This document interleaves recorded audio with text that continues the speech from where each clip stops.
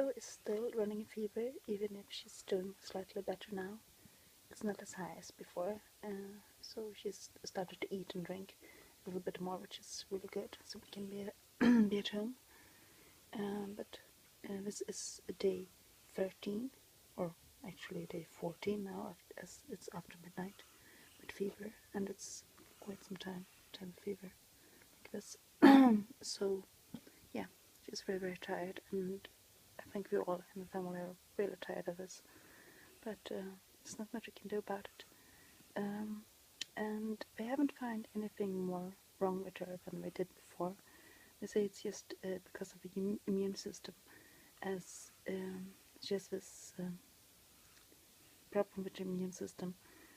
When you get one infection, it's just what the immune system can handle, and if she has if there are any more bacteria or anything around her, it's like she's an open target for everything else when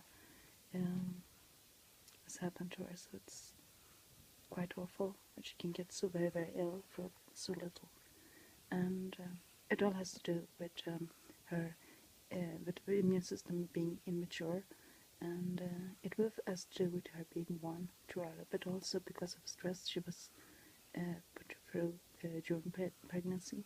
But the sort of things that didn't have a chance to develop the way it should, and at some point it will, but it might take several years before she catches up with other children, and until then she simply will be the cell. Problem is also that every time she gets ill like this,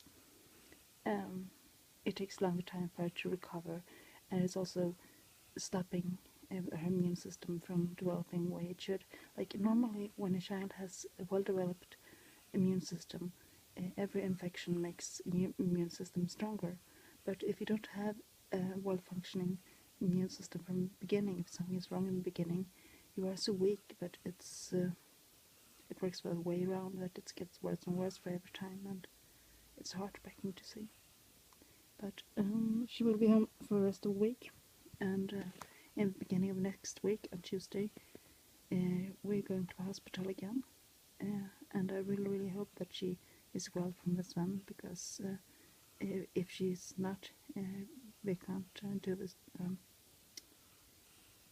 vaccinations way I plan it to, but I really, really hope we can do it, even if it's a bit scary. But it's been so good to have it done and to know if she needs surgery and so on further on. But I'm crossing my fingers for that. Tomorrow is also a day where, like this festival at her preschool, and I and she naturally and her older siblings was going, but we're not knowing if she can now when she has fever. I talked to the preschool teachers, and they said it's okay, but we just come there, bring Ro there for like half an hour and so on, so she can see the other kids and be a little bit part of the festival, and we're going to take photos and things. And I know, even if she's so little, she's not even 2 years old yet, I know that it is important for children that the parents are with them in things like this. And I know at work, when some children are not a part of an activity and they see photos and have other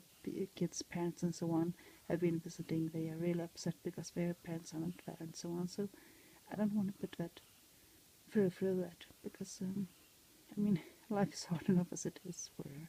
So I really, really hope that she will do fine enough to just go there for a little short visit. So if she's not too bad tomorrow, we're gonna go there with both her older siblings. And yeah, Anna, my oldest, has actually told her only to visit, to come to this festival and to be with her, because she's really, really fond of Ro, and Ro is really excited that Anna's coming, and she's looking at her pictures in my phone and asking for her and talking about her all the time. So yeah, I hope it's gonna be a better day tomorrow.